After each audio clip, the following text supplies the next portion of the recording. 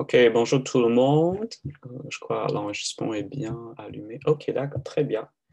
Donc, on commence. Ok, je vais parler d'abord de ce qu'on va faire aujourd'hui. Bien sûr, on va d'abord terminer le dernier exercice de la feuille 3. Donc, ok, ton plan d'aujourd'hui. Ok,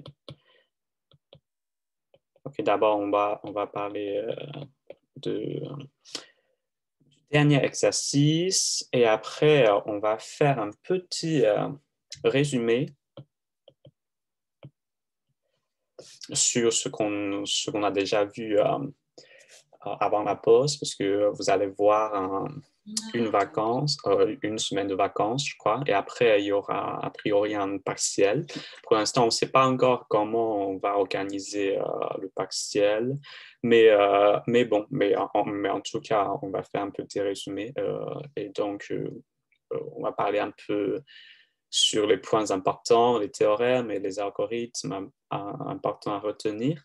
Et après, on va revisiter quelques exercices qu'on a déjà vus, mais peut-être quelques exercices qui posent encore des difficultés pour certains, et surtout les exercices, parce que je crois, quand on a démarré l'alternance de deux groupes, et donc j'allais un peu vite, et il y a certains qui n'ont pas vraiment eu l'occasion de voir en détail l'exercice, les derniers exercices de la feuille 1. Donc, peut-être on va parler un petit peu de ces exercices-là. Et surtout, on m'a demandé de refaire, par exemple, l'exercice 5 et ah non, c'est pas l'exercice 5, mais l'exercice 7 et l'exercice 11. OK. OK, de la feuille 1. OK.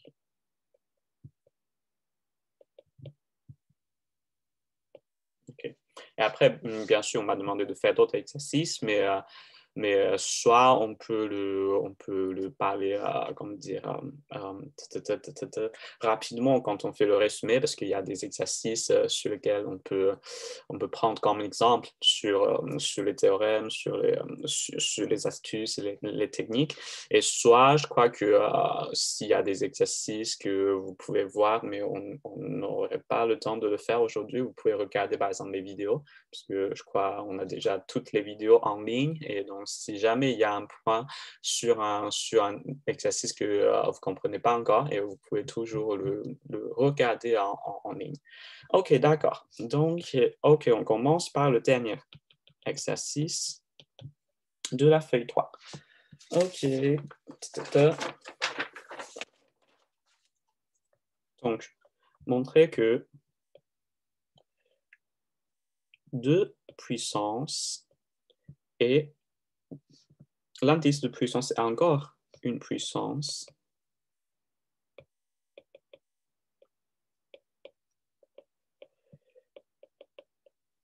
est divisible, ça, place 3 est divisible par 9. OK, d'accord. OK, donc, ça, c'est divisible par 9. Ça veut dire exactement que ce truc-là est congru à 3 modulo 19. OK, parce que par la définition, OK, on fait déjà, par exemple, une révision sur la définition de congruence. A est congru à B, modulo C, par la définition, ça veut dire que C divise A moins B, d'accord? Et donc ici, on veut montrer la divisibilité par 9 pour cette somme-là. Ça veut dire juste que ça est congru à moins 3, modulo 19. Donc, c'est toujours la même question de déterminer le reste de la division euclidienne pour une grosse puissance. Donc, cette fois, c'est comme ça. Okay. On a déjà vu ce type de problème plusieurs fois. 2 puissance quelque chose.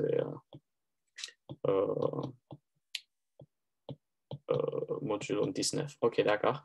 OK, donc, par le petit théorème de Fermat, c'est ce qu'on a toujours utilisé, on peut savoir la période comment on dit ça? OK, c'est-à-dire que, OK, je vais écrire ça, parce que d'abord, on veut chercher un nombre comme ça, tel que 2 puissance, ce truc, est conclu à 1, modulo 19. Et comme ça facilite le calcul, puisqu'on va juste réduire cet indice par son reste, modulo cette période-là, d'accord? OK. Mais quel est le nombre qui satisfait cette relation?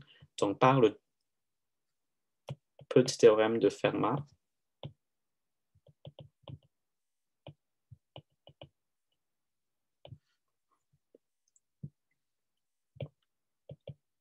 le PGCD de 2 et 19 est conclu à 1, c'est-à-dire que 2 et 19 sont premiers entre eux.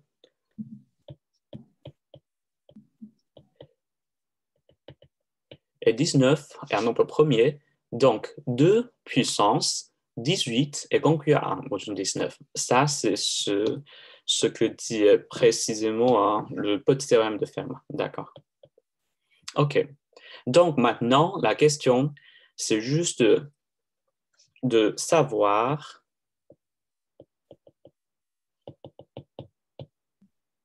le reste de cet indice-là, modulo 18.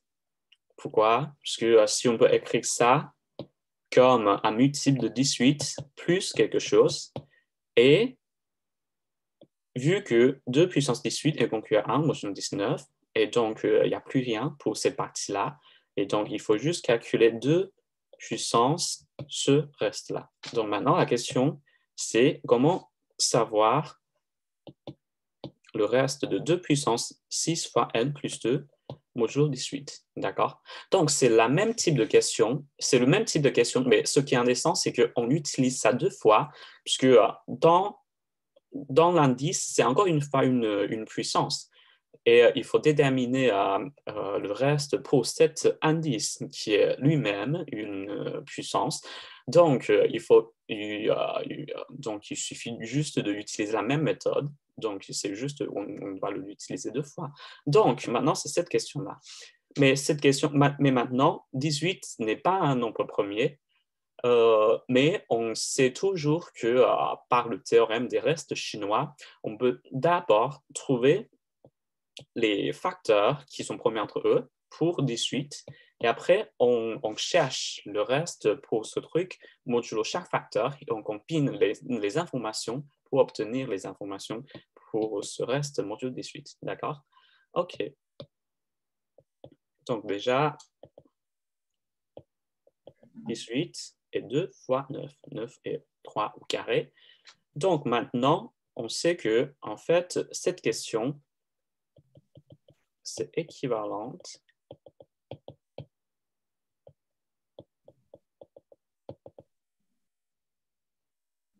aux 2 questions comme ça. Parce qu'ici, 2 et 9 sont premiers entre eux, et par le théorème des restes chinois, on a une correspondance entre la classe des concurrences modulo 18 et les paires de classes des concurrences modulo 9 et 2. Donc maintenant, il faut juste déterminer ça.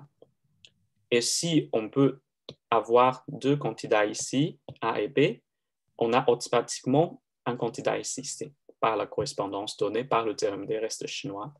OK, donc maintenant, la question revient ici.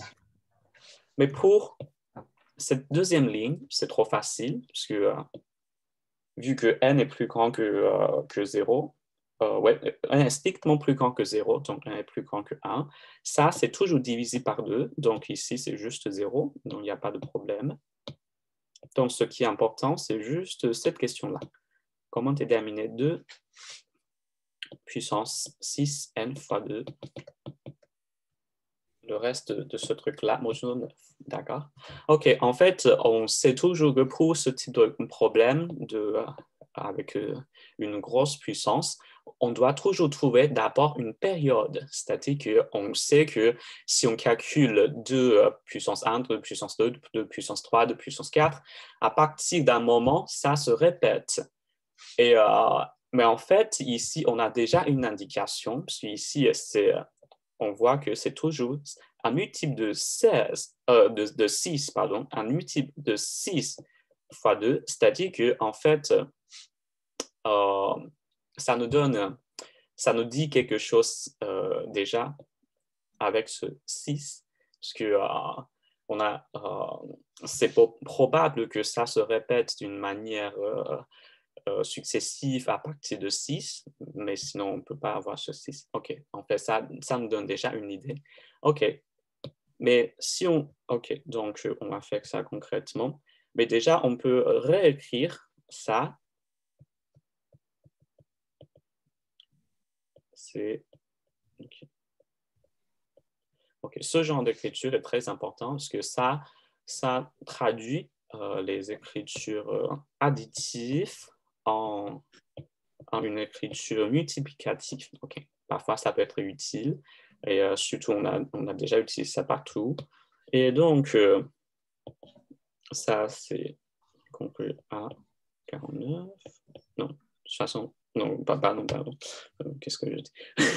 Oui, ça, c'est 2 puissance 6 est égal à 64. OK. OK, donc maintenant, il faut savoir le reste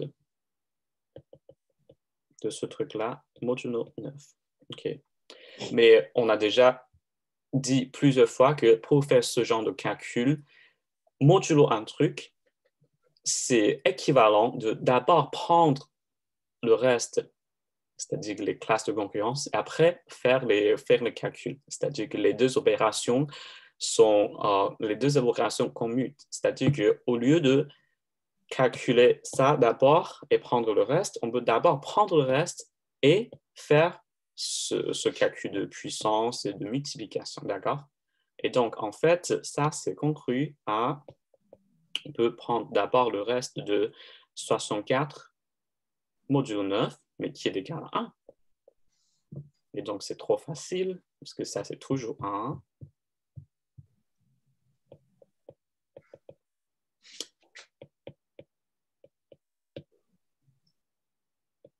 Et voilà. Donc, le reste ici, c'est juste 4. Okay. Tout le monde a compris ça. Ça, c'est très important. C'est qu'on peut toujours d'abord prendre le reste et après, on fait les calculs de puissance, de multiplication, de somme et de tout ça. OK. Mais pourquoi on a le droit de faire ça? Parce que c'est précisément par la propriété comme ça. Disons, OK.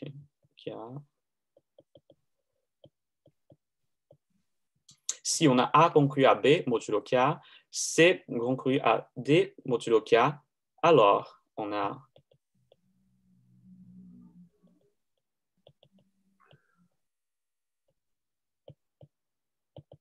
A plus C conclu à B plus D et A fois C conclu à B fois D.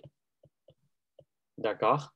OK, donc ici, qu'est-ce qu'on a utilisé? En fait, on a utilisé que ça est conclu à 1 et ça est conclu à 4, et bien sûr, les deux sont juste pareils. Donc après, on peut prendre leur produit. Donc, on a utilisé ça. Okay. Mais comment, par exemple, comment démontrer ça? En fait, c'est très facile. Donc, c'est encore une révision sur la définition de la divisibilité et aussi la définition pour les congruences. OK. Ça veut dire quoi? Ça veut dire que K divise la différence de A et B et K divise C moins D. Mais ici, ce qu'on veut prouver, c'est que K divise AC moins BD. Okay. Mais il faut juste un petit astuce, parce que AC, okay, je vais écrire ça, okay. AC moins BD, c'est égal à A moins B fois C plus B fois C moins D. Donc, mais en fait, ici, on a déjà vu que ça, c'est divisible par K, ça, c'est aussi divisible par K, et donc, tout ça est divisible par K. Okay.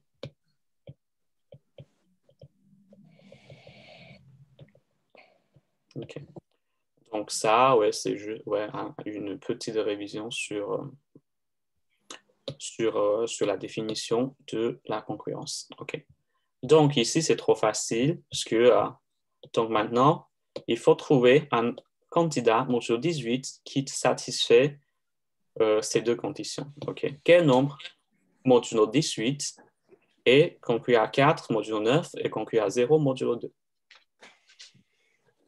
Qui peut me donner une réponse rapide? Parce que je crois que c'est évident. Mais bien sûr, on peut utiliser toujours l'algorithme d'Euclide et on fait les combinaisons linéaires avec ces deux coefficients pour trouver ça. Mais en fait, dans ce cas-là, je crois que la réponse comment dire, est évidente. Parce que c'est juste 4. C'est juste 4, non? Parce que 4, bien sûr, est conclu à 4 modulo 9 et 4 est divisé par 2, donc 4 est conclu à 0 modulo 2. OK. Donc, comment on a trouvé ce 4? Parce que c'est par l'unicité de la solution. C'est-à-dire que dès qu'on trouve juste un nombre, dès qu'on trouve un nombre modulo 18 qui satisfait ces deux conditions, toutes les solutions sont de cette forme, modulo 18. Bien sûr, on peut, par exemple, si on trouve 22, par exemple, si on a la chance, on trouve que ouais, 22 satisfait ces deux conditions-là. Et donc, bien sûr, on peut aussi écrire 22 ici. Parce que modulo 18, ça donne la même réponse. Okay? C'est pour ça qu'on dit l'unicité, mais modulo 18. D'accord? Okay? C'est une solution unique modulo 18. Ce n'est pas une solution unique comme un entier, mais c'est comme une classe de concurrence. OK. OK, donc maintenant, c'est facile. Donc, on revient à cette question-là. Donc, pour calculer le reste ici, donc il faut juste calculer 2 puissance 4. OK. Donc, maintenant, il faut prouver juste que 2 puissance 4 est conclu à moins 3 modulo 19.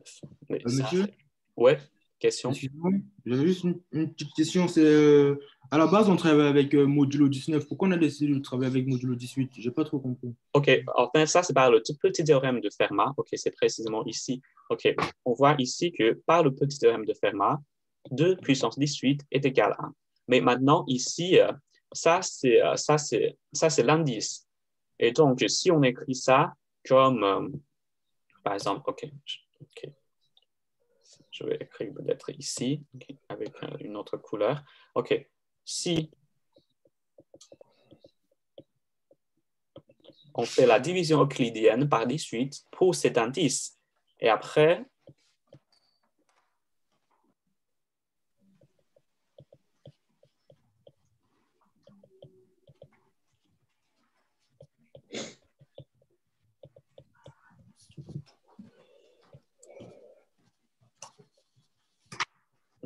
non,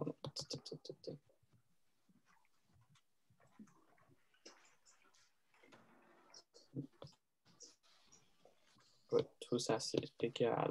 Pardon. D'accord, OK. OK, c'est ça on va utiliser. OK, parce que d'abord, on trouve que ça, c'est donné par le petit théorème de Fermat. Et après, pour cet indice, qui est lui-même une puissance, parce que dans les cas qu'on a déjà regardé, ça, c'est juste un nombre. Et après, on fait la division euclidienne par 18 pour cet indice. Pourquoi on veut faire ça? Parce que si on peut écrire cet indice comme un multiple de 18 plus un reste, et après, on calcule 2 puissance ce truc, ça, c'est égal à ça. Mais on sait déjà que 2 puissance 18 est conclu à 1 modulo 9, et donc ça disparaît automatiquement. Donc, il nous reste juste 2 puissance r modulo 19. OK, du coup, c'est vraiment cette ligne qui est importante. Tu as compris? Ah, ok, ouais, c'est bon, merci beaucoup. OK. Oui. Oui, c'est très bien. Oui, oui, oui. C'est une très bonne question parce que dans vos CC, dans les réponses que j'ai vues sur les CC, oui, il y a des camarades qui ont confondu 18 et 19, mais parfois. C'est-à-dire que on doit vraiment savoir pourquoi maintenant on doit utiliser 18 au lieu de 19 dans la division euclidienne, parce que c'est vraiment ça. On a cette écriture qui traduit la multiplication en, comment dire, l'addition en multiplication, d'accord?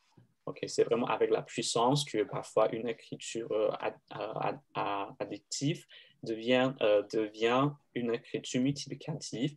Et dans ce cas-là, on peut utiliser ce qu'on sait déjà sur, par exemple, la classe de concurrence pour ce truc-là, modulo 19. D'accord? Et donc, ça, je crois, c'est pas la peine de le faire en détail parce que c'est juste des calculs élémentaires. OK. OK. Donc, c'est bon pour cet exercice. Il y a encore des questions. Mais c'est bien qu'en faisant cet exercice, on a revisité des points et des définitions et des rappels sur les théorèmes, les algorithmes et tout ça. OK. C'est bon?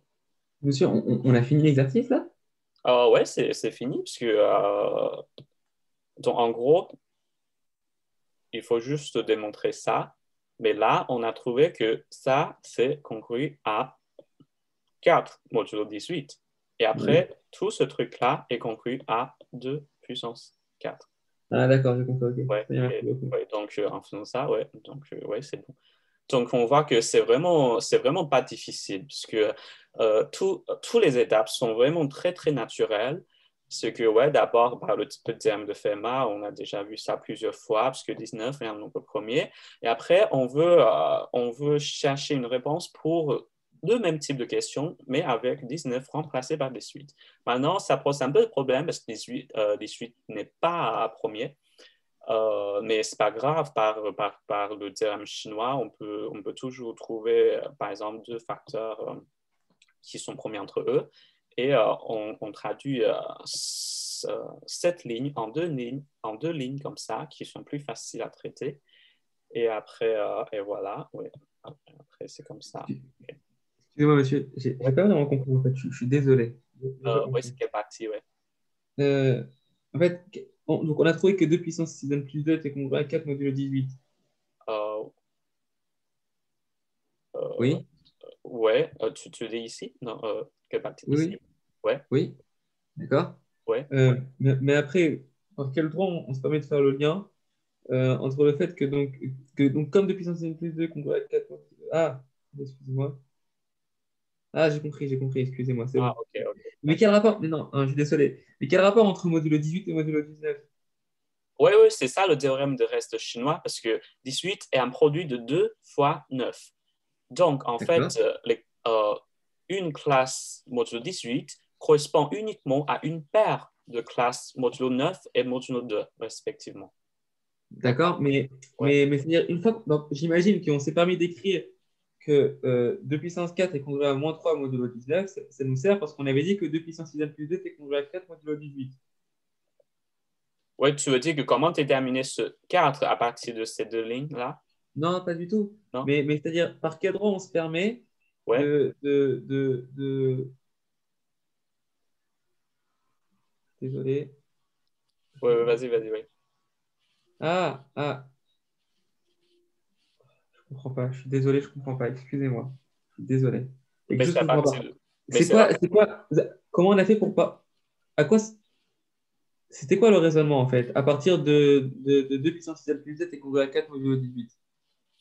à À partir partir de d'ici? là, non, voilà exactement. À partir d'ici, là, de 2 puissance 6 plus 2 qu'on veut à 4 modulo 18, Ouais.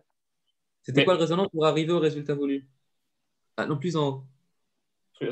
pourquoi ça? Ok, d'accord, je Qu'est-ce comprends. que ça Ok, fait? ta question, c'est pourquoi ça nous donne ça, c'est ça? Ça nous donne la réponse Voilà, finale. exactement, Ok, exactement. d'accord, ok. C'est exactement, c'est essentiellement par cette ligne-là.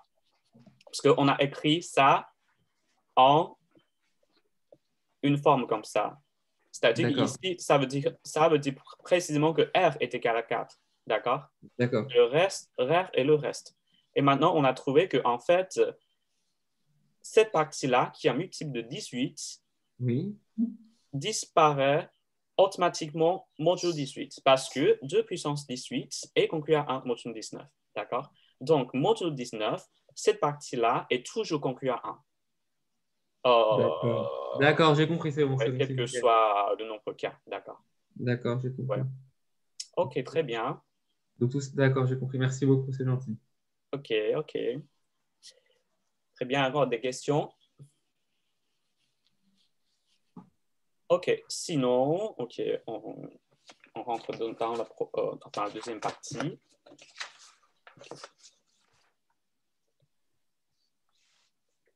Okay, on va faire un petit résumé sur ce qu'on a déjà vu. Okay.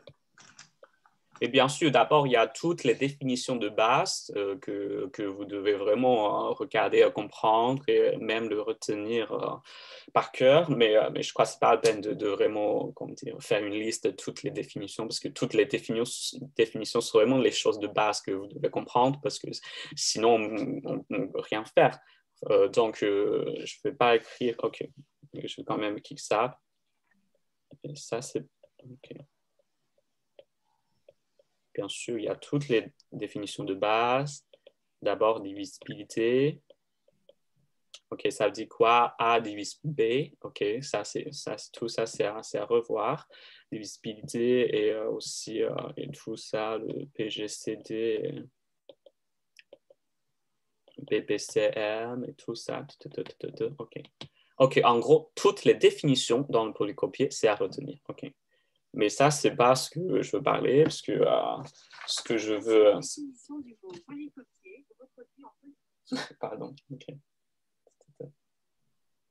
Ouais. Ce que je veux insister, c'est vraiment les théorèmes et les astuces et les algorithmes importants. OK. D'abord,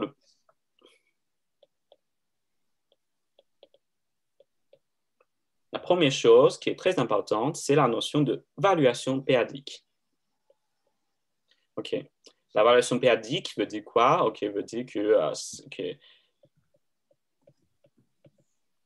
par exemple, la valuation péadique de A est égale à K, ça veut dire que P puissance K divise A, mais P puissance K plus 1 ne divise pas A. Donc, c'est le plus grand indice, peut-être que P puissance cet indice divise A. OK. Mais intuitivement, c'est juste l'indice qui apparaît dans la factorisation de A pour ce facteur P. D'accord? Pourquoi cette notion est très importante? Parce que ça nous permet de montrer d'abord la divisibilité, parce qu'on a les applications. D'abord, divisibilité. Donc, c'est essentiellement la question qu'on a vue dans CC1, c'est-à-dire que A divise B, c'est seulement si la valuation de A est plus petite que la valuation de B pour tous les nombres premiers B. D'accord? Et donc, en fait, par exemple, on se demande la question de ce type, A puissance K1 divise B puissance K2, est-ce que ça implique ou ça implique pas que A puissance K3 divise B puissance K4? D'accord? Donc, la méthode la plus facile, c'est juste par ça, par ce critère de divisibilité en utilisant la valuation. Et après, on peut montrer, on a le type de question genre montrer qu'un nombre n'est pas rationnel, d'accord? Par exemple, on peut montrer que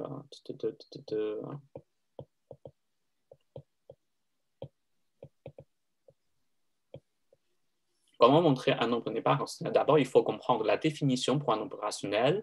C'est un nombre qui peut s'écrire comme A sur B.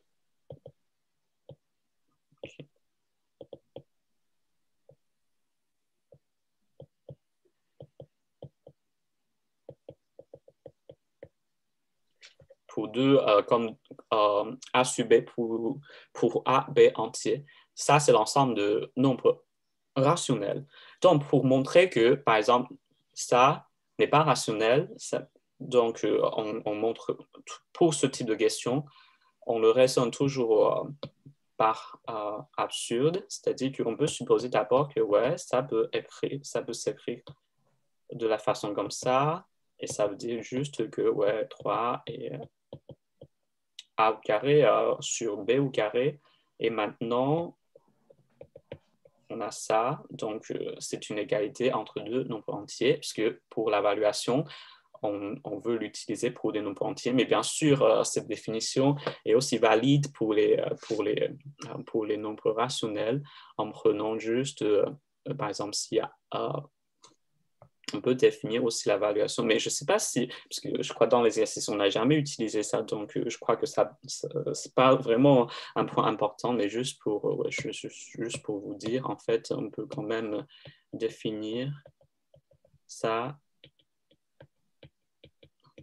pour tous les nombres rationnels en prenant VP de A sur B comme la différence de VP de A et VP de B, d'accord? Parce que ça, c'est juste naturel. On peut imaginer que ouais, A est 2 puissance 4 et B est 2 puissance 2 et A sur B, c'est juste 2 puissance 2.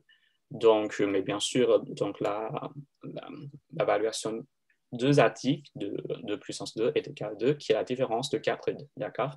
OK, donc, mais pour la plupart des cas, on utilise l'évaluation pour des nombres entiers. Donc ici, donc il faut trouver que ça nous donne une contradiction.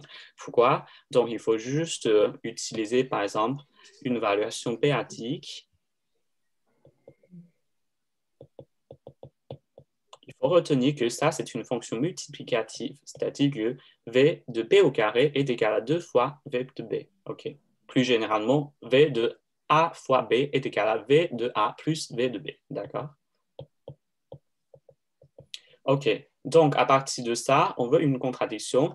Il faut juste prendre un P qui convient. Mais ici, quel P convient? C'est P égale à 3. Pourquoi? Parce que si on prend P égale à 3,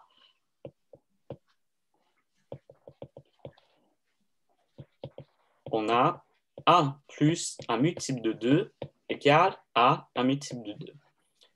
Pourquoi ça nous donne une contradiction? Parce que modulo 2, 1 n'est pas congru à 0. Parce que si on prend le reste modulo 2, la partie à gauche est congrue à 1 et la partie à droite est congrue à 0. Okay? Et ça, c'est très, très important d'utiliser la méthode d'évaluation pour trouver qu'un nombre n'est pas rationnel. Okay?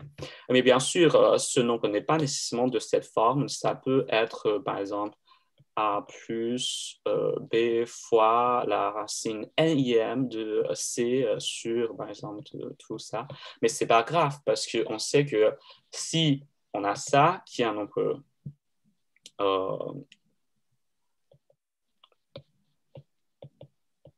rationnel, et à la fin, ça revient à toujours montrer que ce truc-là est rationnel.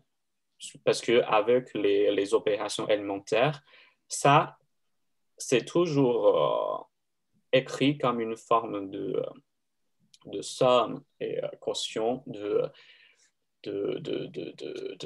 nombres entiers, d'accord? OK. Ou avec un langage plus abstrait, on peut toujours dire que les nombres rationnels forment un corps. Un corps est un ensemble de nombres qui est clos sous toutes les opérations de multiplication, de soustraction, de division, d'addition, d'accord? Et le plus important, c'est la division. Donc, c'est-à-dire que si on divise un nombre rationnel par un autre nombre rationnel, ça reste toujours un nombre rationnel, ce qui n'est pas vrai pour les nombres entiers. Donc ici, si on voit un nombre de cette forme, en fait, on peut toujours nous ramener au cas où on doit prouver juste la rationalité ou l'irrationalité de ce truc-là. Et après, il faut juste utiliser la variation p-adique. Donc, première chose à retenir, c'est la variation p-adique. D'accord? Et après, le fameux algorithme d'Euclide. Je crois que ce n'est même pas nécessaire de le mentionner parce qu'on le voit vraiment partout. Mais bien sûr, avec la relation de Bézout. OK. Donc, qu'est-ce que c'est que ça? Donc, si on se donne A et B, peut-être que le PGCD est égal à D. Alors, l'algorithme de Euclide nous dit que on peut trouver U et V, peut-être que leur combinaison linéaire avec A et B est égale à D. OK, comment faire ça? On prend juste un exemple pour par exemple, 18 et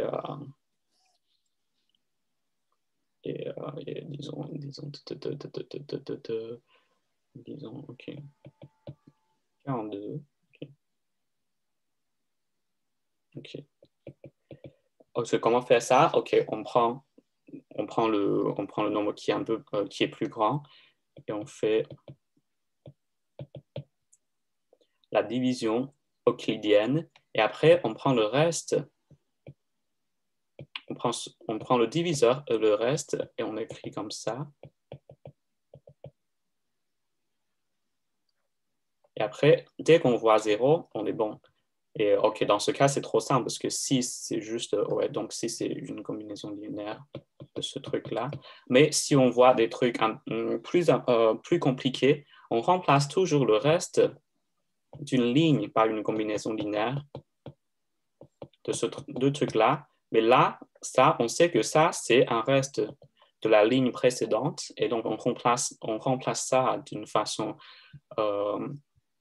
récurrente et après, on revient à trouver ces relations. D'accord? Je crois qu'on a déjà vu beaucoup d'exemples. Ce n'est pas la peine de refaire un autre exemple, mais ça, c'est vraiment à retenir comment utiliser l'algorithme d'Euclide pour trouver la relation pour trouver la relation de Bézout. Parce que ça, c'est vraiment la base de beaucoup d'autres calculs. Okay. Donc, on va résumer un peu les applications. Déjà, comment trouver l'inverse d'un élément modulo, disons, n. OK.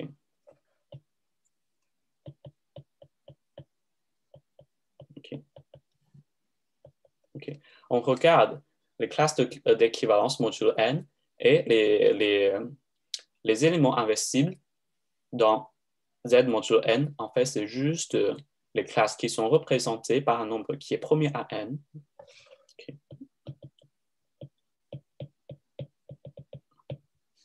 OK. Donc, A est premier à n veut dire juste que A est un élément inversible. Mais comment trouver l'inverse de A? D'accord? Mais inverse de A, c'est juste U dans ce cas-là. D'accord? OK.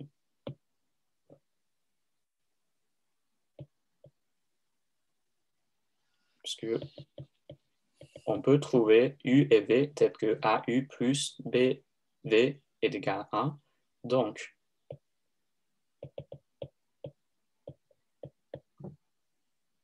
OK, pardon, OK, je dois utiliser N ici, d'accord. OK, si le PGC de A et N est égal à 1, A est inversible modulo N, et avec l'algorithme d'Euclide, on peut trouver la relation de Bézout qui nous donne AU plus NV est égal à 1. Donc, modulo N, AU est conclu à 1 modulo N. Donc, U est l'inverse de 1. Et bien sûr, pour la définition d'inverse, c'est très important. J'ai déjà dit que pour toutes les définitions, il faut vraiment à retenir. L'inverse pour A, c'est juste un élément dans cette classe tel que A fois cet élément est conclu à 1. L'inverse d'un élément est toujours inversible parce que cette notion elle-même est déjà symétrique puisque A fois B est égal à 1. Donc A est inversible, B est inversible, l'inverse de A est B et l'inverse de B est A. D'accord? OK, ça c'est la première application. Et après, c'est pour résoudre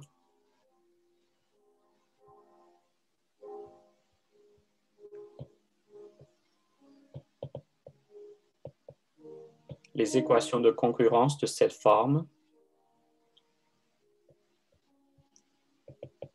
x.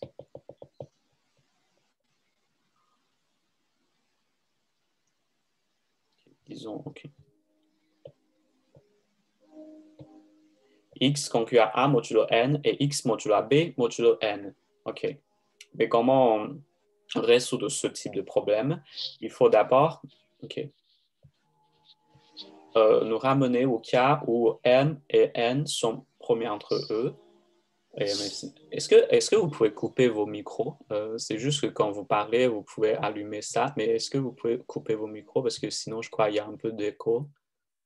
Okay. Est-ce que tout le monde peut couper leur micro? OK, d'accord. OK, donc pour résoudre ce type de problème, OK, dans le cas le plus simple, c'est quand M et N sont premiers entre eux, mais sinon, en fait, ce n'est pas très grave, mais parfois, on peut d'abord simplifier le cas. Par exemple, s'il y a un diviseur en commun sur cette ligne, on peut toujours d'abord le diviser par ce diviseur. Pourquoi? Parce que ça, c'est juste...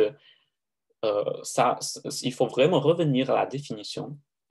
Ça veut dire juste que M, X, X moins A est un multiple de N, d'accord? Donc, s'il y a vraiment un diviseur commun pour X, A et M, on peut le diviser et après, ça nous donne une autre équation de cette forme-là. OK, d'accord.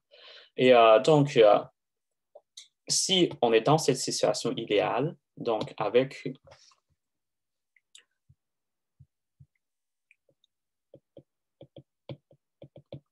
l'équation d'Euclide, avec l'algorithme d'Euclide, on peut trouver cette relation qui est la relation de Bézout et ça nous donne une réponse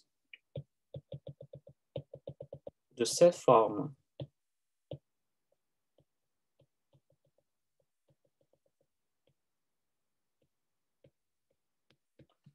OK. Donc, UM, c'est une réponse pour ces deux équations. Et Vn, c'est une réponse pour cette équation. Et donc, après x, il faut juste prendre la combinaison linéaire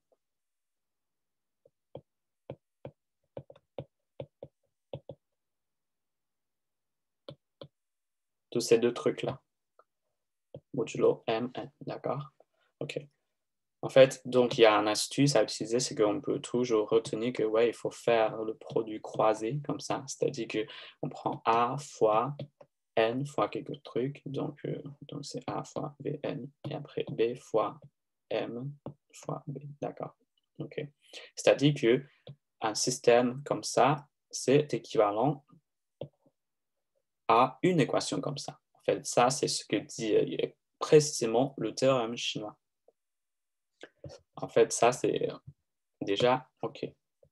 Le point important, c'est OK. Le point suivant, c'est le théorème chinois.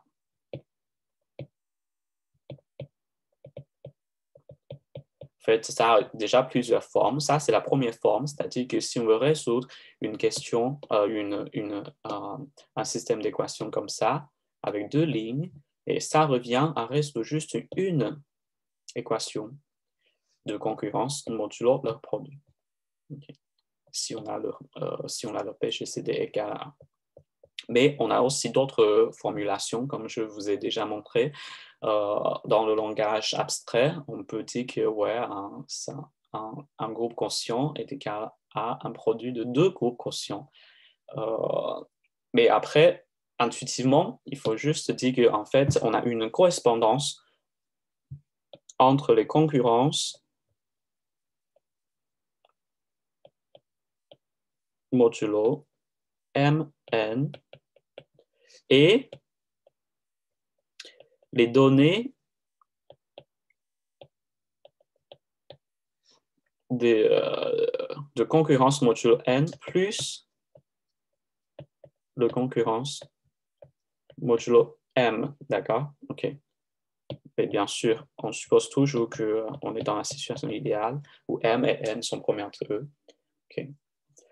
Mais sinon, on peut toujours diviser, on peut simplifier tout ça en divisant le diviseur en commun. OK, d'accord. OK. En fait, donc ça, c'est vraiment le message donné par le théorème de reste chinois, c'est-à-dire qu'on a établi une correspondance entre ces deux trucs-là. C'est-à-dire que concurrence modulo leur produit, c'est juste la même chose que l'ensemble d'informations données par la concurrence modulo M et la concurrence modulo M. D'accord? OK? Donc, voilà, c'est ça. En fait, ça, c'est vraiment les trois algorithmes, les trois théorèmes les plus importants. D'abord, valuation p-adique pour montrer l'irrationalité, pour montrer qu'un nombre n'est pas rationnel. Et après, l'algorithme d'Euclide et la relation de Bézout. Et ça nous permet de trouver, par exemple, l'inverse de A modulo N. Et ça nous permet de résoudre les équations de concurrence de cette forme. Et après, c'est le théorème de reste chinois qui établit une concurrence modulo Mn et la concurrence modulo M et la concurrence modulo N respectivement.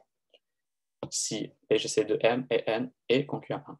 Et en fait, il y a encore un point qui est important, mais qui n'est pas, comment dire, pour ce partiel, c'est peu probable que ça va apparaître dans ce partiel, puisque les autres groupes, je crois qu'il y a certains groupes qui n'ont pas encore vu ça. Donc, en fait, c'est ce qu'on faisait ces dernières semaines. C'est un petit théorème de Fermat.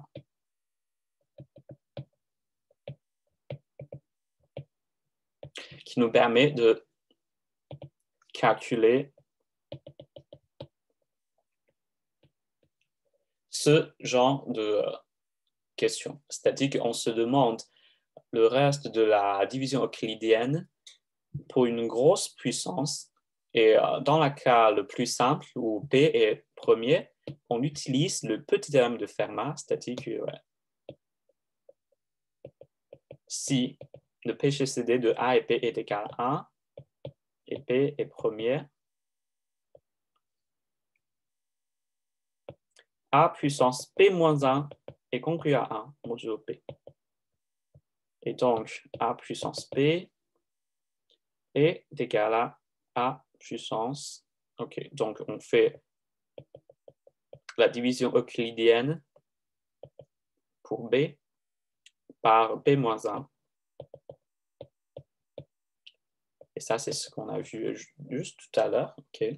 Donc ça, c'est le petit théorème de Fermat dans le cas le plus simple. Mais après, il y a des cas un peu plus compliqués. Par exemple, si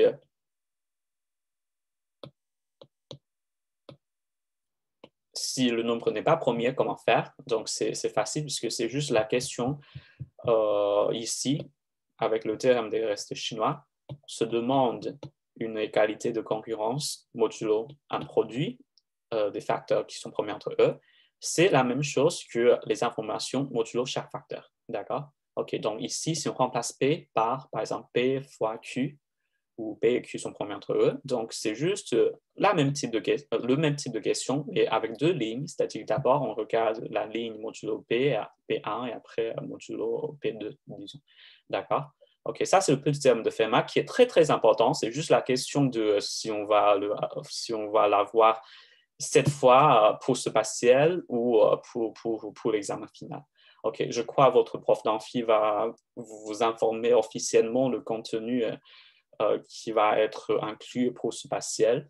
Et s'il y a ça, mais déjà, donc ça c'est important, mais s'il n'y a pas ça, sûrement ça va apparaître dans votre examen final. OK, donc pour l'instant, on ne sait pas encore si pour le partiel, on va avoir ça, mais en tout cas, ça, c'est très important. Si ce n'est pas pour cette fois, ça va être pour l'examen final. D'accord? OK, bon. Est-ce qu'il y a des questions sur ces points-là? OK.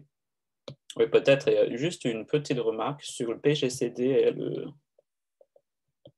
PBCM. Okay, je crois qu'on n'a pas vu beaucoup d'exercices sur le PBCM, mais pour ces deux, ce que je veux mentionner, c'est juste le fait que, en fait, parfois, parce qu'on a déjà vu qu'avec l'algorithme d'Euclide, on peut calculer effectivement, on peut calculer facilement le PGCD de A et B avec l'algorithme d'Euclide, mais parfois pour montrer des propriétés et il y a une définition plus théorique qui est parfois plus facile à utiliser, c'est qu'en fait, on prend juste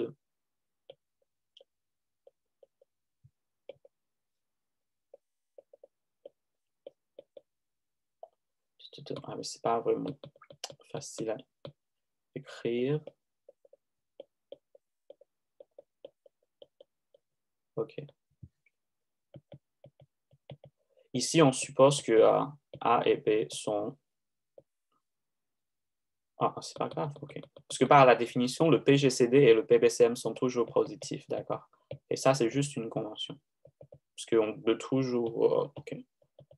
On peut dire que en fait, la divisibilité est toujours à un signe près. C'est-à-dire que parce que 1 et moins 1 ne changent pas la divisibilité. Et donc, si on parle de tout ça, on peut toujours le multiplier par moins 1. Ça ne change rien. Donc, juste par convention, ici, on fixe le signe comme le signe plus, mais pas le signe moins. Okay. Donc, le PGCD de A et B, OK, si on regarde cette partie-là, c'est juste, ouais, c'est sous la forme factorisée. Donc, on définit un nombre par sa factorisation.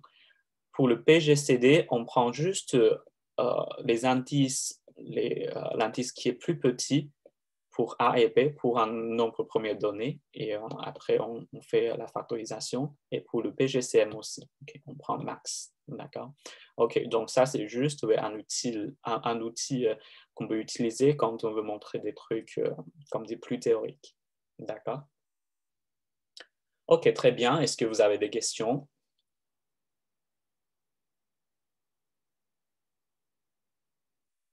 OK, sinon, OK, il y a un message dans le chat, je crois. OK, non, c'est bon. OK, très bien. Et donc, OK, si vous voulez regarder un petit peu comment faire ce genre de... Par exemple, je crois qu'il y a sur le site de Jean Nekovar, il y a les questions de partiel, je crois de l'année dernière ou de quelle année, je ne sais pas encore. Mais si vous voulez, vous pouvez le regarder. C'est juste, ouais, c'est vraiment juste ça. C'est vraiment tout ce qu'on a déjà parlé, ces points importants. Si vous retenez bien et si vous savez comment faire les exercices dans les TD, je crois que c'est déjà très facile. C'est-à-dire qu'il n'y a rien à craindre pour le partiel. OK? OK, donc après, il nous reste des questions que certains ont encore des problèmes. Par exemple,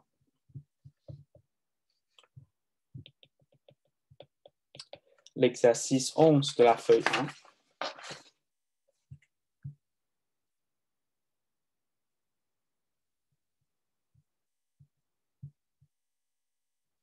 OK. Carmen, est-ce que tu es là? Oui, oui, oui. Est-ce que tu veux nous parler de cet exercice? Parce que je me suis fait encore que, ouais, quand on parlait de ça, tu nous as donné, tu es venu sur le tableau pour nous. Ouais. Je peux, mais j'ai pas de tablette graphique. Ah, OK, mais tu veux parler et je peux écrire pour toi. Ok, je vais juste sortir mes notes. OK, d'accord, OK. Ah ouais, peut-être, ouais, OK, peut-être on peut faire une petite pause de peut-être 3 minutes. Oh, c'est qui parle? C'est Yvon. C'est l'exo 11 de quelle feuille, s'il vous plaît?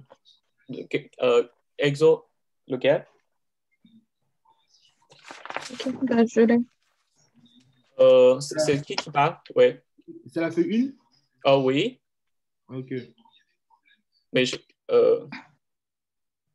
mais c'est quoi la question qu'il a posée tout à l'heure? Mais je n'ai pas entendu. Désolé. Non, non, je voulais juste savoir, c'est l'exo 11 de quelle feuille? Ah, de la feuille 1, ok, pardon. Ok, de la feuille 1, ok. Ok, merci. Ok. Ouais, parce que ouais, je comprends, parce qu'à ce moment-là, c'était un peu. On dirait, il y a des gens qui n'étaient pas là, qui étaient l'autre moitié, et donc on n'a pas eu vraiment le temps pour le faire pour tout le monde. Donc je le fais en présentiel pour un groupe, et après une autre moitié, mais juste rapidement, sans aller dans vraiment tous les détails. OK, juste pour vous rappeler, si vous n'avez pas encore sorti cet exercice, on se donne un entier n qui est plus grand que 1. Donc, la première question, si 2 ne divise pas n, c'est-à-dire que si n est impair, alors on a 2 ne divise pas ce truc-là, 3 puissance n moins 1 sur 2. Oui, vas-y, Carmen. En fait, l'idée que j'avais, c'était juste que 2 ne divise pas 3n moins 1 sur 2. C'est la même chose que 4 ne divise pas 3n moins 1. Oui, c'est exactement Et ça. OK, d'accord. Oui, OK, je vais écrire ça. OK. Ça veut dire, OK, la divisibilité de ça. OK. OK, on va dire que la divisibilité sur ça, par la définition, c'est qu'on peut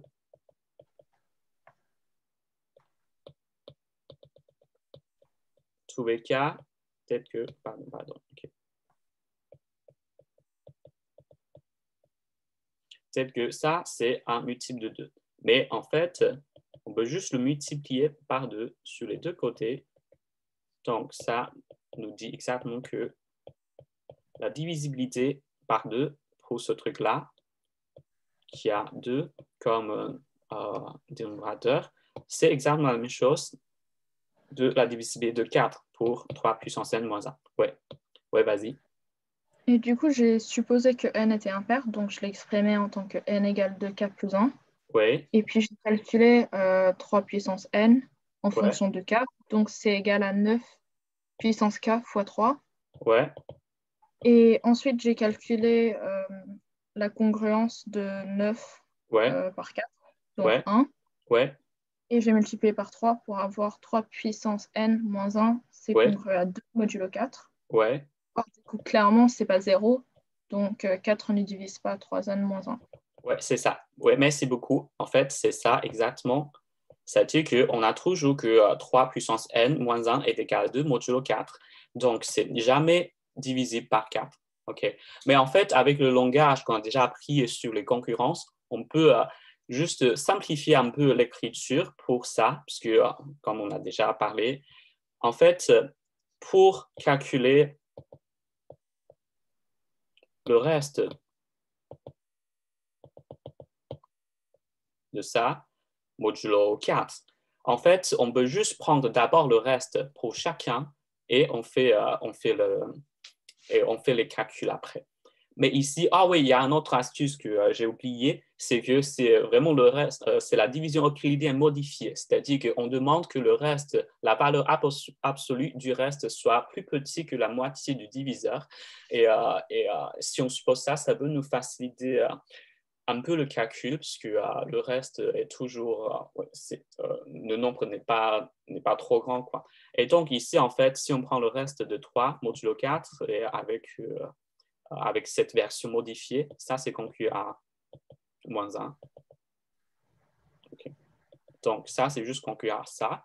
Mais n est impair, et donc ici, ça nous donne opti maximum moins 1, parce que c'est juste moins 1, 1, moins 1, 1, et c'est comme ça, OK? Donc, à la fin, c'est conclu à 2 modulo 4. Et ça montre que c'est jamais conclu à 0. D'accord? Ouais, et après, avec la question 2. La question 2, il me semble que je l'ai fait pour contraposer. Ouais, J'ai supposé... Qu'est-ce que j'ai fait? On suppose que 2 ne divise pas n. ouais, Ah non, même pas. Et je suppose que n n'est pas premier. ouais. Donc, n est un... Ouais, Et ensuite, je prends P et Q tel que n égale PQ. ouais, Parce que de cette façon-là, je peux calculer... Enfin, je prends du coup un P qui n'est pas divisé par 2 ouais, et un Q qui n'est pas divisible par 2, ouais, puisque 2 ne divise pas n. ouais, Alors, j'ai 3P et 3Q, 3 puissance P et 3 puissance Q qui sont tous les deux congrès à 3 modulo 4 par un calcul comme la dernière fois. ouais, ouais, ouais. Et donc, 3 puissance n, c'est congru à 1 modulo 4, puisque 3 fois 3, c'est égal à 9, qui est congru à 1 modulo 4. OK, pardon, on doit aller un peu plus... OK, on prend un peu plus dans autre ici, cette ligne. OK, comment on a conclu que 3 puissance n est égal à 1? Puisque 3 puissance n, c'est égal à 3 puissance p fois 3 puissance q. Ouais, Et tous les deux, ils sont congrus à 3 modulo 4, donc c'est congru à 3 puissance 2 modulo 4. OK, mais ici, il faut faire un peu attention, parce qu'ici, 3 puissance n est égal à 3 puissance p, et après, puissance q. Donc, Non, en fait, ici, donc, c'est oui. congru à 3, parce qu'on sait déjà que 3 puissance p est congru à 3, et donc, en fait, ça, c'est congru à q. Oui. Sauf Et que donc, lui, il est encore congru à 3. ouais, ça, c'est... Ouais. Donc, en fait, avec ça, on peut juste avoir ça. Mais sauf si n est une somme de deux nombres. Et après, on peut dire que, ouais, 3 puissance n est 3 puissance p fois 3 puissance q. Mais dans ce cas-là, on prend la puissance encore.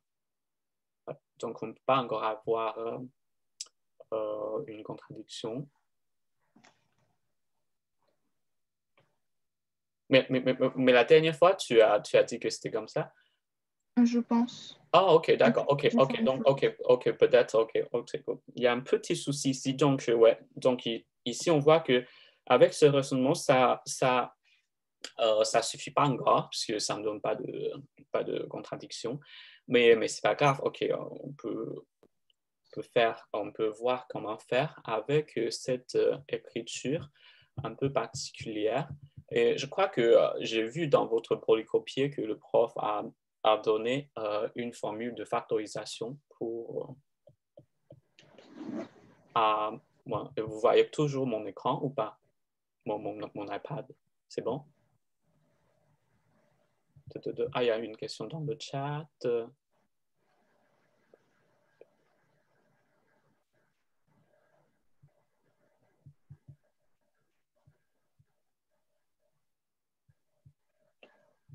OK.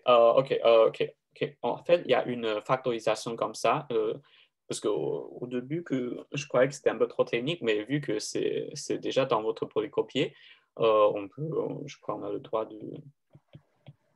de supposer que ouais, vous comprenez bien ça. OK, c'est juste que A puissance n moins B puissance n, ou peut-être dans le cas plus simple, ici, c'est juste A puissance n moins 1.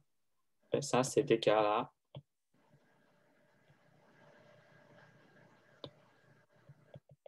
ça. D'accord? Et donc, dans cette question-là, si on remplace A par, disons, si on prend A égale à 3 puissance P, et on prend N égale, OK, N n'est pas vraiment un bon choix, parce qu'il y a déjà le N, OK, on prend le M, OK. Et on prend M égale à Q, et donc ça nous donne...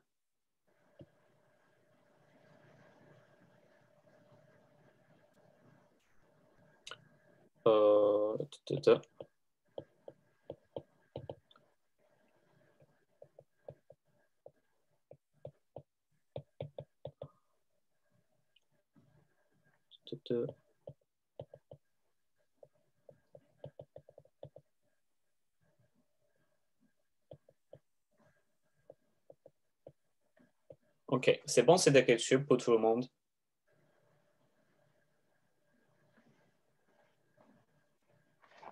Ouais, et donc maintenant, on voit bien que, en fait, pour montrer que ça nous donne une contradiction, il faut montrer que, en fait, les deux sont plus grands que 1. Donc, ça... Mais... Ah, mais il y a un problème. OK, pardon. Ah, ça bug sur mon iPad. Je ne peux pas écrire. Oh, pourquoi? Attends.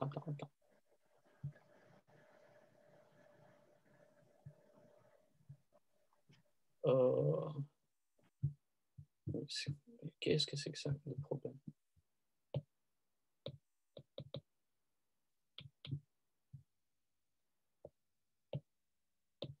OK, mais bon. Ah oui, c'est bon. OK, d'accord.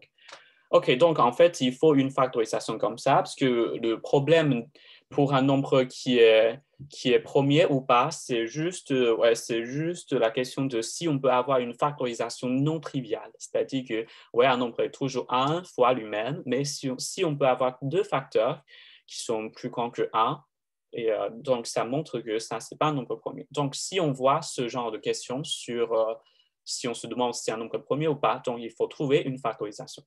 Donc, ici, c'est exactement ce qu'on fait, parce qu'on suppose déjà que A n'est pas premier, donc N n'est pas premier, donc N est P fois Q. Et après, on veut trouver une contradiction sur le fait que 3 puissance N moins 1 sur 2 est premier. Donc, il faut trouver une factorisation pour 3 puissance N moins 1 sur 2. Et après, c'est essentiellement avec cette factorisation qu'on trouve la contradiction.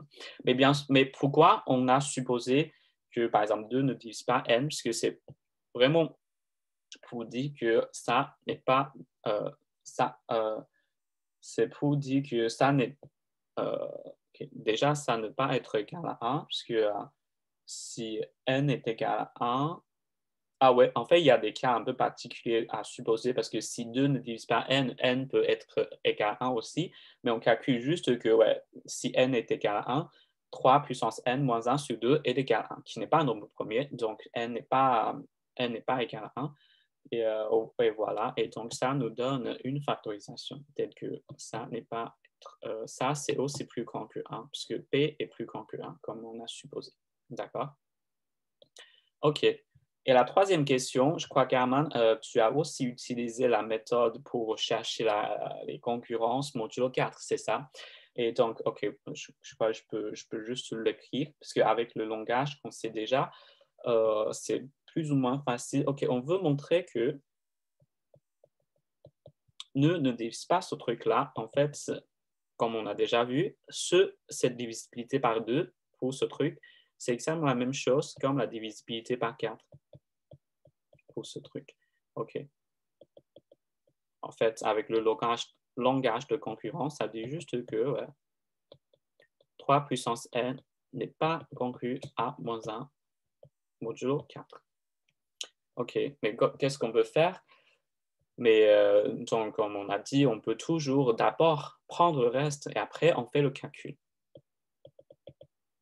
3 et modulo à moins 1, modulo 4. 3 est conclu à moins 1 modulo 4. Donc, 3 puissance n est conclu à moins 1 puissance n modulo 4. Mais ici, 2 divise n. Donc, moins 1 puissance n est toujours 1. Et donc, ça montre que 3 puissance n n'est pas conclu à moins 1 modulo 4. Et ça montre la question 3. Et pour la question 4, il y a encore une autre factorisation à utiliser. Je crois que c'est aussi dans votre polycopier. C'est que si on a 2 puissance un nombre pair, impair, pardon, moins 1, on a une factorisation qui est aussi...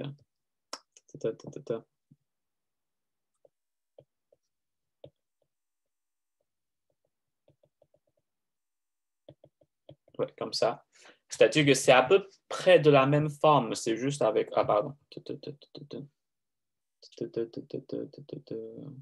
Ouais, je crois que c'est bon. Ouais, c'est ça. Ouais, c'est à peu près la même forme que cette factorisation ici. C'est juste que ouais, on remplace les plus par une somme alternée, c'est-à-dire que moins plus. OK. Et après, c'est juste la même chose.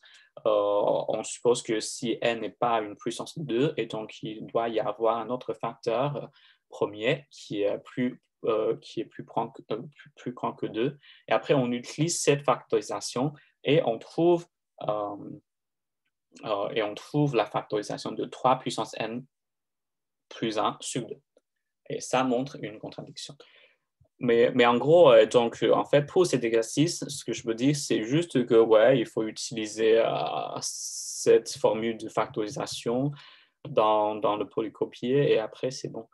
Mais je ne crois pas que ça peut être comme dire, un point très important dans le partiel, parce que déjà, ça demande un peu de technique et voilà.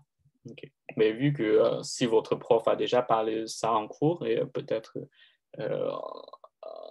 ça vaut quand même le coup de le savoir. OK, très bien. Et après l'exercice 7, il y a Cédin qui a demandé l'exercice 7 de la feuille 1. Okay.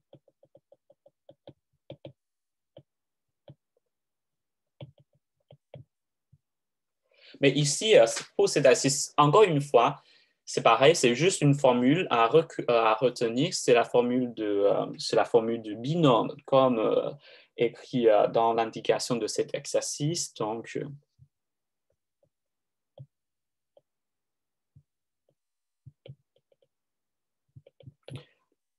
qu'est-ce que c'est que ça? C'est juste comment développer A plus B puissance N, OK? Et ça, c'est...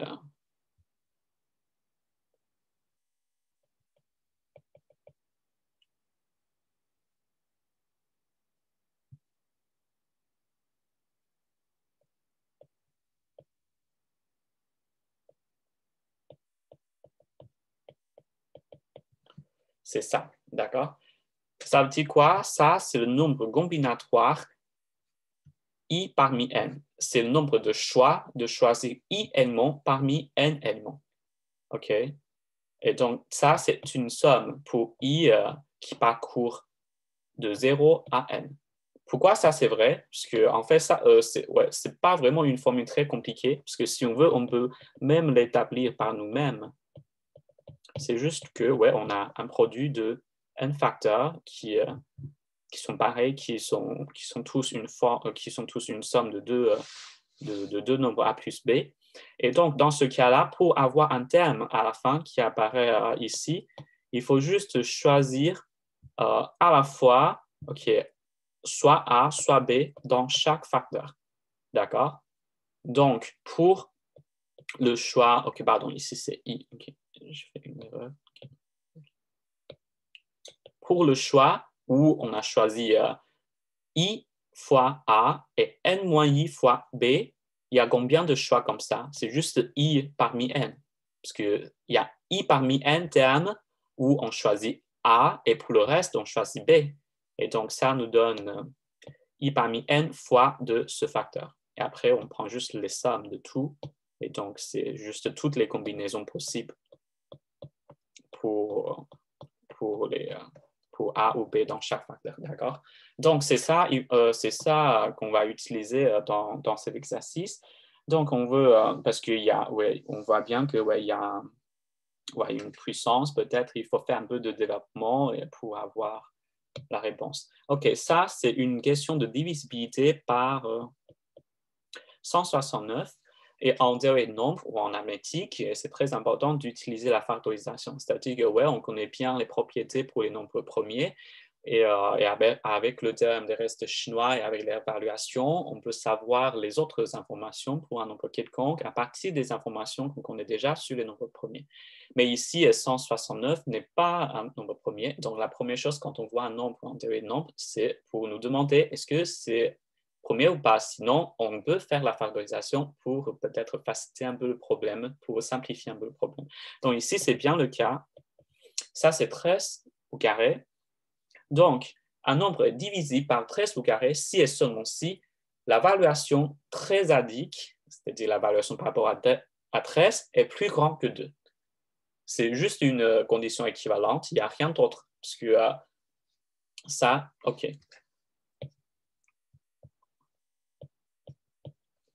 ça c'est pour revoir là. Ça veut dire juste que,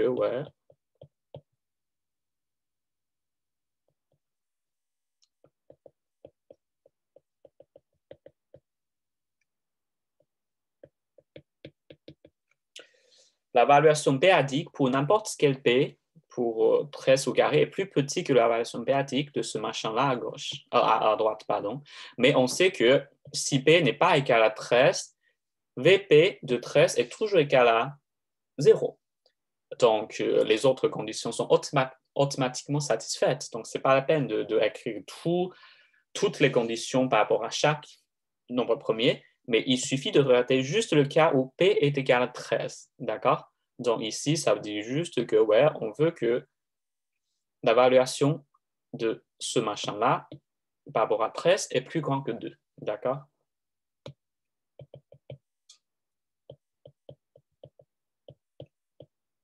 Donc, maintenant, il faut comprendre ce truc par rapport à 13. Donc, c'est naturel d'écrire tout ça comme un multiple de 13 ou un multiple plus quelque chose. Donc, en gros, c'est la division euclidienne par 13. Pour 16, ouais, 16, c'est un multiple de 13. Et 27, on fait la division euclidienne par 13 et ça me donne ça. Et pour ça, ok, très important, ouais, très important, il faut retenir, on a une puissance et la puissance transforme une somme en un produit, d'accord? Donc, une puissance transforme une somme en un produit, mais une puissance transforme un produit en quoi? En encore une puissance. OK, c'est-à-dire que, ouais, ouais, ça, c'est, je crois, ce que vous avez déjà vu au lycée, mais c'est juste qu'on utilise ça très, très souvent en mathématiques. Donc, les deux formules sont quand même à retenir. Et donc, ça nous permet d'utiliser, par exemple, les propriétés additives pour démontrer des trucs multiplicatifs. OK, c'est ça. Okay. Donc, il faut retenir, si on a déjà un produit ici, ça nous donne encore une puissance. OK, c'est pas comme ça. Ça, c'est OK. Si on a un produit comme ça provient d'une somme. D'accord? OK, ici, donc,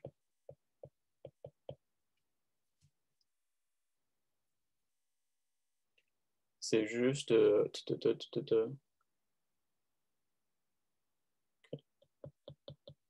plus 3, pardon. Okay.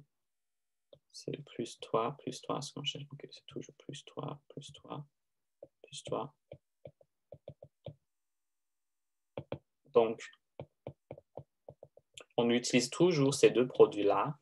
D'abord, OK, en fait, c'est plutôt ici qu'on utilise. OK, d'accord. Donc, c'est-à-dire que on prend d'abord la puissance 3, le cube de 3, et après, on prend encore une fois la puissance n-1, d'accord? Et après, on utilise la division euclidienne qu'on a déjà obtenue pour 27. Et après, voilà, ça, c'est la formule du binôme. On copie juste ce qu'on a déjà écrit en haut.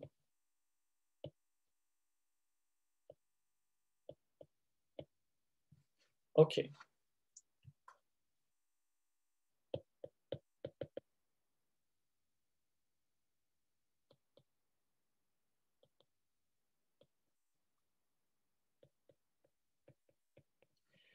Mais en fait, on voit que les deux termes sont juste la somme des deux termes ici quand n est égal à 0 et quand n est égal à 1.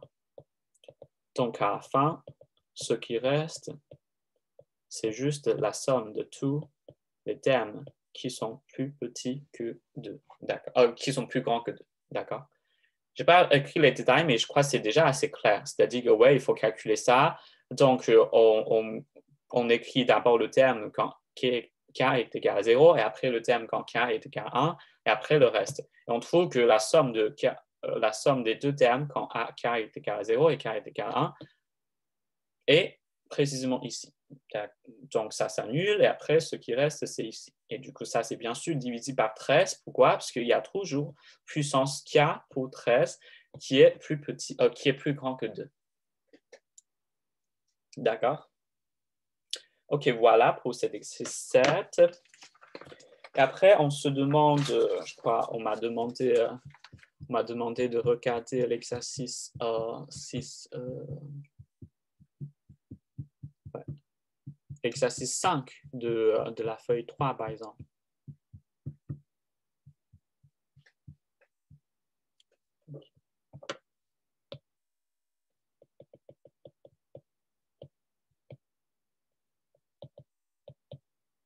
De la feuille 3. Je cherche juste cet exercice.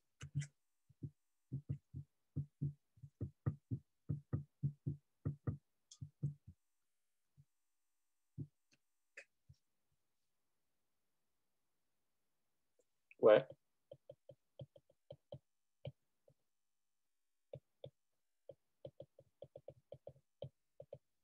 Oui, je crois que ça, c'est un très bon exercice dans le sens où ça résume vraiment ce qu'on a vu et aussi les théorèmes et l'algorithme importants. Parce que déjà, donc il y a 3 questions ici. On se demande l'appui, on veut calculer le reste de la division euclidienne par d'abord 2 puissance 3 et après 5 puissance 3 et après 1000 pour le même nombre, 3 puissance 15. D'accord? Mais en fait, ici, on voit bien que 1000, c'est juste le produit de 2 puissance 3 et 5 puissance 3. Et le PGCD de ces deux facteurs-là sont promis à 1. Donc, en fait, ces 2 questions sont équivalentes à une question comme ça. C'est-à-dire qu'on a une correspondance entre la concurrence modulo 1000 et la concurrence modulo 2 puissance 3 et 5 puissance 3. C'est-à-dire que les 2 informations ensemble nous donnent une solution unique ici. Donc, pour résoudre ça, il suffit de juste comprendre les 2 trucs-là. Mais pour ça, donc ici, on ne peut pas utiliser le petit terme de Fermat, parce que 2 puissance 3 n'est pas premier et 5 puissance 3 n'est pas premier. Donc, il y a 2 façons à faire. D'abord, on peut utiliser la fonction de là, on peut dire que ouais, ça, c'est une forme généralisée pour le petit terme de Fermat. Mais ici, vu que en fait, les 2 nombres, surtout 3, n'est pas très grand, on peut juste faire un tableau. C'est-à-dire que, dans la pire situation, on peut toujours faire un tableau. Okay. Donc, la question, c'est 2, 3 puissance un gros nombre, une grosse puissance, lequel, modulo.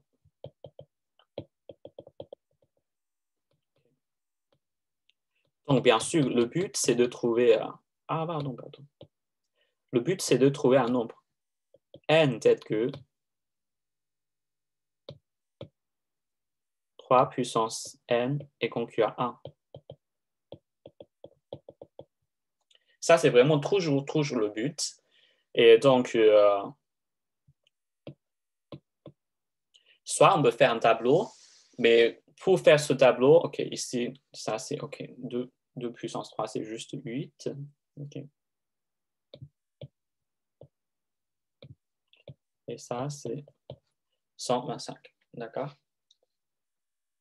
OK, pour ça c'est pas très difficile pour la première ligne, parce qu'on trouve que, juste 3 au carré est concu à 1 modulo 8.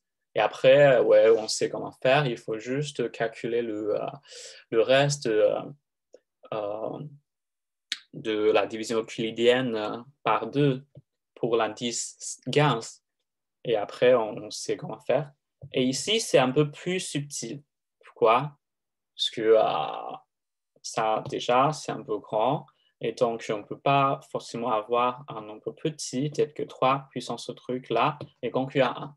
Donc ici, il fait un peu plus de technique, c'est-à-dire que si, par exemple, OK, mais bien sûr, c'est quand même très particulier dans notre cas que ici, c'est un 10-15, ce n'est pas très grand non plus. Et donc, ici, si on arrive à juste trouver 3 puissance quelques trucs qui est suffisamment petit, modulo 125, et après, on peut réduire déjà un petit peu cette question en prenant juste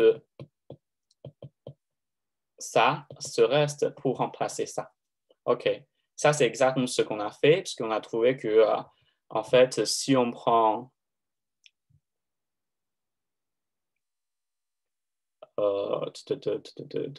qu'est-ce qu'on a pris?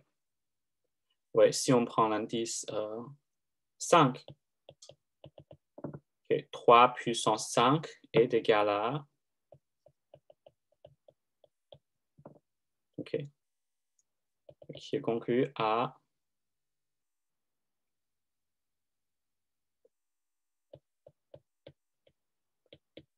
moins 7. OK.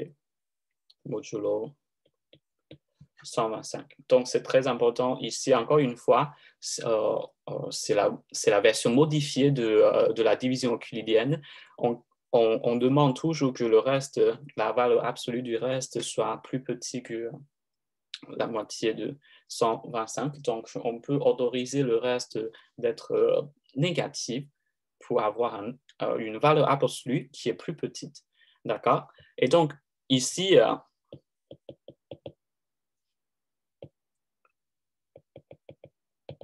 OK.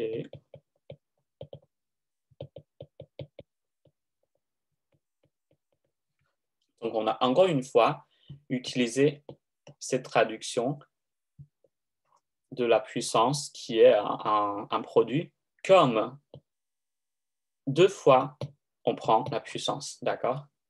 Et après, donc, c'est relativement facile parce que ouais, je crois que ça, c'est calculable déjà. OK. OK, donc dans cette question-là, j'avoue que ouais, c'est un peu particulier parce que tous les nombres ne sont pas trop grands. Donc, même si on n'arrive pas à trouver, par exemple, avec le petit théorème de Fermat ou la fonction de là, on peut quand même faire un peu de calcul, d'accord? Donc, c'est-à-dire qu'on doit vraiment analyser cas par cas. Si on est dans un cas où l'indice n'est pas très grand, ouais, on peut faire comme ça, c'est-à-dire qu'on peut faire juste trouver un reste qui n'est pas très grand et ça suffit déjà pour le calcul. Parce qu'on peut bien imaginer qu'en fait, ici, ce nombre peut être beaucoup plus grand que 15. Parce qu'à la fin, on veut juste retrouver le reste de 3 puissance 15 modulo ce truc-là. Mais avec le petit théorème de Fermat, on a l'impression que ouais, parfois, cet indice peut monter vraiment à un nombre très grand qui est pas, par exemple, qui n'est déjà pas loin de 125, qui est déjà beaucoup plus grand que 15. Et donc, ce n'est pas la peine de le faire dans ce cas-là. Ici, on peut déjà dire qu'en fait, 15 n'est pas un nombre très grand. C'est juste que, ouais, on réduit un petit peu. Et donc, cet exercice, je dirais, c'est plutôt un exercice sur les calculs de concurrence. C'est-à-dire qu'on peut toujours savoir qu'au lieu de prendre le reste à la fin, après toutes les opérations, tous les calculs, on peut d'abord prendre le reste au début. C'est-à-dire que, ouais, on prend juste un représentant dans les classes de concurrence, modulo, machin, machin, et après, on fait les calculs après. Donc, toutes les opérations, comme dire, prendre la concurrence, c'est cette opération qu'on mute avec les autres opérations de multiplication, de soustraction et d'addition. D'accord? OK. Du coup, c'est vraiment cette idée, je crois, dans cet exercice. Mais sinon, ce qui est plus important, c'est vraiment ça en utilisant le théorème chinois. C'est-à-dire que dès qu'on connaît ces deux nombres-là, on peut arriver à trouver automatiquement ça.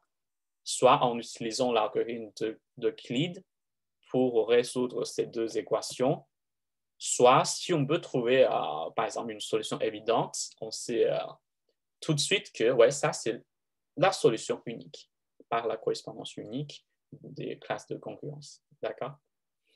OK, c'est bon. Il y a encore d'autres questions qui sont demandées, mais en fait, je crois que vous pouvez le voir dans les vidéos que j'ai mis en ligne.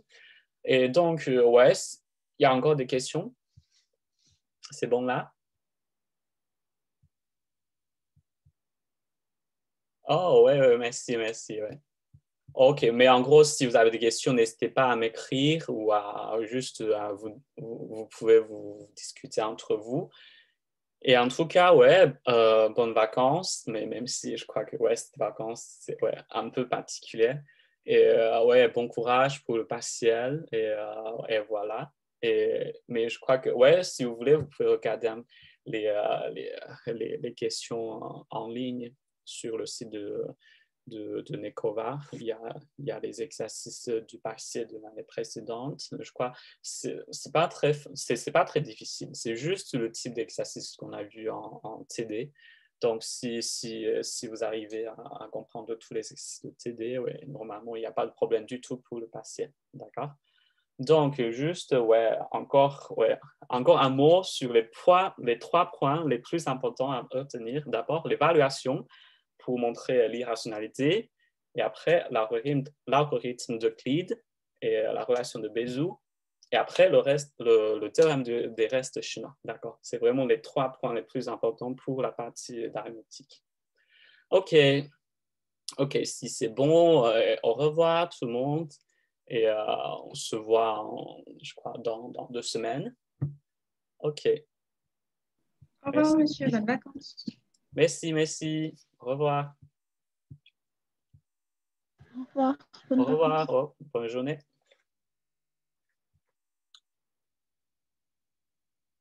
Bonnes vacances. Oui, merci beaucoup. Bonnes vacances. Au revoir, bonnes vacances. Merci. Ouais, à vous aussi, bonnes vacances à tout le monde.